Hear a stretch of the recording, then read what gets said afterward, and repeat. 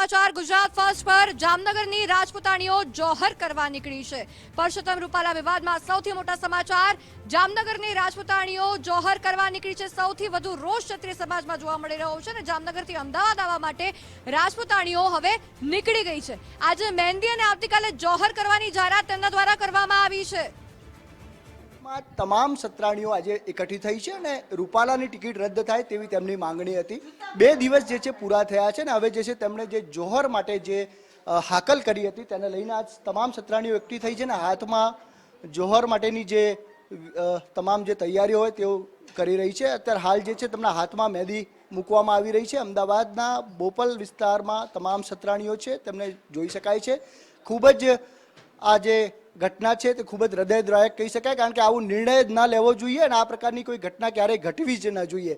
Gujarat first પણ આ appeal કરે છે કે આ કોઈ પણ પ્રકારની આ જોહરની ઘટનાને જે પણ લોકો છે કે જેઓ અટકાવી શકે તેમને આગળ આવવું જોઈએ। જો કે તમામ સત્રાણીઓ જે છે તેમની સાથે આજે આપણે વાત કરીશું। બા, આપની જોડે વાત કરવા માંગીશ। આજે આપ લોકો એકઠા થયા છો, મહેંદી મૂકી છે, શું છે આપનો આગળનો કાર્યક્રમ? બસ કાલે જોહર છે અમારો પ્રોગ્રામનો અને એની પહેલાં અમે બધા મંદિર જે છે અમે જ્યાં જ્યાં માનીએ છીએ ત્યાં અમે દર્શન કરવા જવાના છે। એક અમારા ગુરુમાં છે, અમારા ગીતાવાના ગુરુમાં છે, એના બી અમે દર્શન કરવા જવાના છીએ। એટલે સવારે એ રહેશે અને પછી અમે 4 વાગ્યાની આસપાસ અમારું જોહરનો પ્રોગ્રામ છે। જોહરનો નિર્ણય કેમ?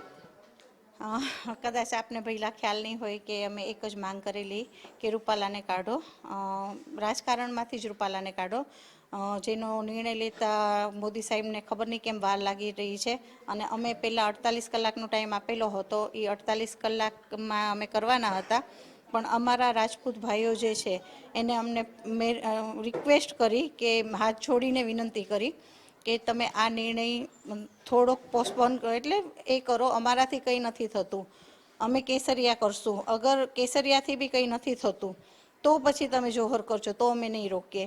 પણ અમે 2 દિવસનો ટાઈમ આપેલો હતો, એ 2 દિવસમાં સમજો કે હવે વારે વારે અમે એ વચન ઉપરથી ખસી જઈએ છીએ તો અમે રાજપૂતાણી ન કહેવાઈએ।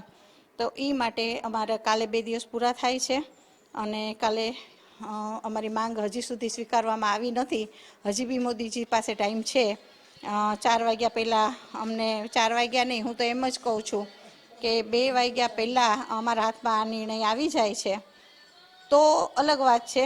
બાકી મોદીજીએ વિચારવાનું કે જોહર થાય છે કે નથી થતું। બાકી અમે તમારા પરિવાર જોડે, ભાઈઓ જોડે કઈ વાત થઈ છે આ બાબતે? પ્રજ્ઞાબા, મારું નામ પ્રજ્ઞાબા છે। પરિવાર હંમેશા અમારે પહેલાં બી જે લડાઈઓ થતી ત્યારે પરિવારના જે સમજો કે રાજપૂતો લડવા જતા, રાજા મહારાજાઓ લડવા જતા ત્યારે રાજપૂતાણીએ પોતાનું માથું બી કાપીને આપી દીધું છે, એવા બી ઇતિહાસ છે। પહેલાં તમને ખબર ન હોય તો તમે વાંચી લેજો। તો પરિવારવાળા ક્યારેય અમારું વિરોધ બી ન કરે આવા કામ માટે અને અમને હસતા મોઢે જેમ કે જાઓ ફતેહ થાઓ। જોહર શું અંતિમ વિકલ્પ હોય? અંતિમ વિકલ્પ હોય જ નહીં અને આ જોહર સુધી વાત આવવી જ ન જોઈ। એ મોદી સાહેબે વિચારવું પડે કે કંઈ બહુ મોટી માંગણી કરી નથી, વ્યક્તિ બદલવાની વાત કરી છે અને રૂપાલા સાહેબની તો આમેય હવે ઉંમર થઈ ગઈ છે। દ્રષ્ટિએ પણ આપણે જોઈએ તો કોઈ યંગસ્ટરને એમાં રાજકારણમાં સ્થાન આપે, પાટીદાર ભાઈને કોઈને આપે તો આ દ્રષ્ટિએ જોઈએ તો પણ બરાબર છે અને આ એલફેલ શબ્દ બોલે છે તો એ તો યોગ્ય નથી અને છતાં પણ એ સીટ એને ટકાવી રાખવા માટે અમને આટલા બધા હેરાન કરવામાં આવ્યા છે। ક્યારના સંઘર્ષ કરી છે, 10 દિવસ થઈ ગયા હશે તો સંઘર્ષનો પણ અમને એક થાકી ગયા છીએ કે ભાઈ આ ક્યાં સુધી આમ, આ તો અમારું વારંવાર અપમાન થતું એવું લાગે છે। આ ક્ષત્રિય સમાજને જો આટલું બધું માન સન્માન, માન મર્યાદા, મોભો અમારો જે ગૌરવ છે એની વાત મોદી સાહેબ કરતા હોય તો આટલી બધી વાર કેમ? આજે બધા ભેગા થયા છો એટલે શું આજે કાર્યક્રમ છે? આજે અમે મહેંદીની રસમ કરવા ભેગા થયા છીએ। કાલે અમારું જોહર છે એટલે આજે અમે બધા મહેંદી મૂકીને જોહર સેલિબ્રેશન છે આજે। કેટલી બહેનો આમાં જોડાવે? આજે અત્યારે 5 છે, આમ 7 બહેનો છે, આજે 5 છે અમે। આ નિર્ણયને ટાળી ના શકાય, કારણ કે જોહર એ અંતિમ પગલું કહેવાય, તો અમારી ગુજરાત ફર્સ્ટની રિક્વેસ્ટ છે કે આ નિર્ણય ના ટાળી શકાય? ના, એકવાર વચન આપી દીધું તો આપી દીધું. અમે 2 દિવસનો ટાઈમ ગવર્મેન્ટને આપ્યો તો પણ ગવર્મેન્ટને એવું કે આ એમને રૂપાલા સાહેબ વધારે મહત્વના લાગતા હશે એટલે ના, હવે નહીં ટાળી શકાય. આપ શું કહેવા માંગો? બસ એ જ કે રૂપાલા સાહેબની ટિકિટ રદ કરી દો તો કદાચ અટકાવી શકાય જોહર. અમારી પહેલેથી એ જ માંગ હતી કે એમણે અભદ્ર ટિપ્પણી કરી હતી ક્ષત્રિય સમાજ વિશે અને જાહેરમાં એમ કે છે માફી માંગી લ્યો. કેમ? કાજલ હિન્દુસ્તાની આવી રીતે સ્ટેટમેન્ટ આપ્યું હતું તો એમની ઉપર ઘણા કેસ થયા, બધું થયું, બરોબર. તો પછી એવું નથી ક્ષત્રિય સમાજ ઉપર જ કરી છે, ઘણા સમાજ ઉપર એમણે કરી છે. એમના વિડીયો વાયરલ છે, એમના પહેલાંના ન્યૂઝ બધા જોઈ લો. વારંવાર આવી રીતના ટિપ્પણી કરતા હોય છે, એક સમાજને સારું લગાડવા બીજા સમાજનું અપમાન કરે. પણ આ જે એમણે ટિપ્પણી કરી છે ને એ એમણે બહુ ખરાબ કરી છે. રોટી બેટીના વ્યવહાર કયા ઇતિહાસમાં લખેલું છે? રોટી બેટીના વ્યવહાર. ક્ષત્રિયોએ બલિદાન આપ્યા છે, એ આખા ઇતિહાસ તમે વાંચી લ્યો, ક્યાંય પણ એવું છે? છતાં એમણે આ ટિપ્પણી કરી છે અને એમણે માફી માંગીને તો પણ શું કીધું કે હું મારા પાર્ટીના માટે માફી માંગુ છું, મારા પક્ષ માટે માંગુ છું. એમણે રાજપૂતો માટે માફી નથી માંગી. એટલા માટે અમારે તો હવે આ જે જોહરનું છે એ અંતિમ નિર્ણય જ છે. અને ભાઈઓનું સંમેલન પણ છે, એની રાહ નથી જોવાની? ભાઈઓના બધાના ફોન આવે છે, અમે એમને ના પાડી છે. ભાઈઓ બધા અમારી સાથે જ છે અને એમણે કીધું કે અમે કેસરિયા કરશું, પણ અમારે ના પાડી છે કે ના ભાઈઓ તમે ન આવતા, અમારો અંતિમ જ નિર્ણય છે. કેટલીક વાર રાહ જોવાની, વારે ઘડીએ કેટલીક વખત રાહ જોવાની? આ તો અપમાન ઉપર અપમાન થતું લાગે એવું ગણાય છે ને. આપ શું કહેશો બેન? મહેંદી મૂકી છે. બસ મને મારા બેન ગીતાબાનો ફોન આવ્યો કે ચેતનાબા પહોંચી જાવ, હું 5 દિવસથી 7 દિવસથી એમની સાથે છું તો હું એમની સાથે જ રહીશ. બસ અમારો એક જ નિર્ણય છે કે રૂપાલાભાઈની ટિકિટ રદ કરો. છતાં પણ જો કાંઈ ન થતું હોય તો અમે કરવા માટે તૈયાર છીએ. મારા બેન જેમ કહે છે એમ હું કરવા માટે તૈયાર છું. ભાઈઓએ તમારા પરિવારજન જોડે વાત નથી થઈ આના બાબતે? એમને ના નથી પડી? ના, મારે કન્ટિન્યુ ફોન આવે છે, હું કોઈના ફોન રિસીવ કરતી જ નથી. અમારો એક જ નિર્ણય છે કે રૂપાલાભાઈની ટિકિટ રદ થવી જોઈએ.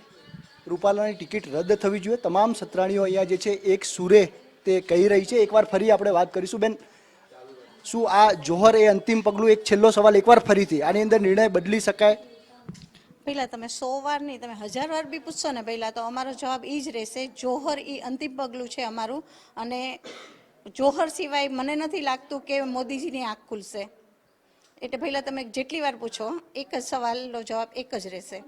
તમામ સત્રાણીઓ અહીંયા હાજર છે. એકવાર ફરી આપ જોઈ શકો છો, તમામે જે છે આજે મહેંદી મૂકી છે અને જે જોહરની રસમ હોય છે તે નિમિત્તે આજ જે છે આ મહેંદી મૂકવામાં આવી છે અને આવતીકાલે તેઓ જોહર કરશે તેવું તેમનું કહેવું છે. જોકે આ જોહર જે છે તે અંતિમ પગલું, આ પ્રકારનું પગલું ન ભરવું જોઈએ તેવું તમામ માને છે. ગુજરાત ફર્સ્ટ માને છે અને ગુજરાત ફર્સ્ટ તો અપીલ પણ કરે છે કે આ નિર્ણય તેમને બદલવો જોઈએ. જે પણ સરકાર હોય કે જે વ્યક્તિત્વ હોય તેમને આગળ આવવું જોઈએ અને આ પ્રકારની કોઈ પણ ગતિવિધિ આગળ ન વધે તેના માટે પ્રયાસ કરવા જોઈએ. ગુજરાત ફર્સ્ટ તરફથી આ અપીલ છે. પરંતુ જે હાલ જે ગતિવિધિઓ જોવા મળી રહી છે તેને લઈને આગળ આવતીકાલનું જે તેમનું એક્શન છે તે એક્શનમાં ન પરિણામે તે જોવું મહત્વનું બની રહેશે. કેમેરા પર્સન નરેશ રાજોરા સાથે સંજય જોશી, ગુજરાત ફર્સ્ટ, અમદાવાદ. એક તરફ જોહર કરવા માટે રાજપૂતાણીઓ મક્કમ છે, બીજી તરફ એમના રાજપૂત ભાઈઓ તેમને મનાવી રહ્યા છે કે આ પગલું ન ભરવું જોઈએ. શું કહી રહ્યા છે તેવું સાંભળીએ.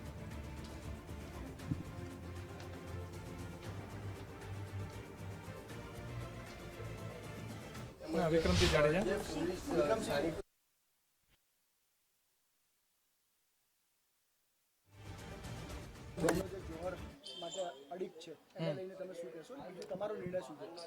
જોહરને લીધે અડીક છે એના માટે જ અમે ભજા ગોપાલકુમાર રાજપૂત સમાજના ભાઈઓ એમને મનાવવા જ આવ્યા છીએ કે ભાઈ અત્યારે આ સમય નથી.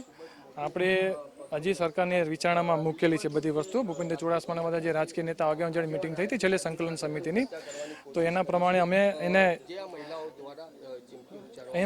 અમે સંકલન સમિતિને કહેવા પ્રમાણે આગળ વધવું છે. પણ બહેનોએ જે પહેલાં અલ્ટિમેટમ આપી દીધું એના લીધે એ લોકો પોતાના વૈચારિક લીધે એ મક્કમ જ છે કે ના અમારે કરવું જ છે. પણ અમે ભાઈઓ એને અમારી સાથે લેવાની કોશિશ કરી છે કે ભાઈ અત્યારે આ વસ્તુ